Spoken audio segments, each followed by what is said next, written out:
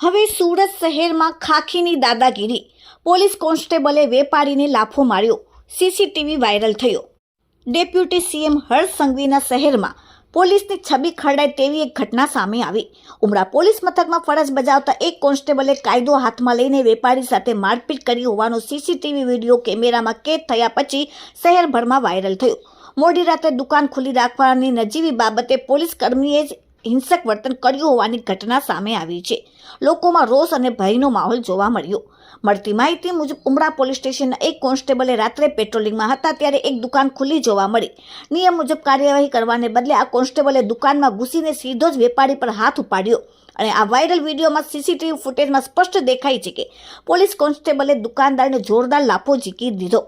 દુકાનમાં હાજર અન્ય એક વ્યક્તિને પણ ધક્કો મારી તેની સાથે મારપીટ કરી ગેરવર્તન કર્યું।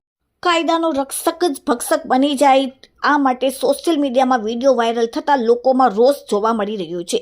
જાગૃત નાગરિકો અને વેપારીઓ કહી રહ્યા છે કે સુરત પોલીસ કમિશનર આ મામલે તટસ્થ તપાસ કરે અને ઉમરા પોલીસ આ શિસ્તહીન કોન્સ્ટેબલ સામે કડક કાર્યવાહી અને ખાતાકી પગલાં ભરે, જેથી અન્ય કોઈ પોલીસ કર્મચારી જનતા સાથે આવું વર્તન કરતા પહેલા 100 વાર વિચારે। એટલું જ નહીં પણ સૂત્રોના મુતાબિક પીડિત રાજુ લોહાર નામના દુકાનદારે જણાવ્યું કે 11:30ની આસપાસ પીસીઆર આવી હતી અને પોલીસે સીધી અંદર આવીને મારામારી કરી દીધી।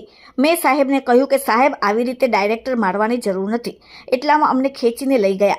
પહેલાં મને ખેંચ્યા, પછી લાફો માર્યો, દુકાનમાં આવતા કહ્યું કે બંધ કરવાનો ઓર્ડર છે। પછી મેં કહ્યું કે મને નહોતો ખ્યાલ, કાલથી 11 વાગ્યાની આસપાસ દુકાન બંધ કરી દઈશ, મારે મોટાભાગે પોલીસની જ ઘરાકી છે। હવે ખબર નહીં તેમણે સમયે શું પ્રેશર હશે એ ખબર નથી, પરંતુ મને માર્યું એ કેવી રીતે વ્યાજબી છે અને ક્યાં સુધી કાયદામાં લખેલું છે। હાલમાં આ સમગ્ર ઘટનાને લઈને એસીપી વિજય મલ્હોત્રાએ તપાસના આદેશ આપ્યા છે। Bureau report, daily India TV, Surat.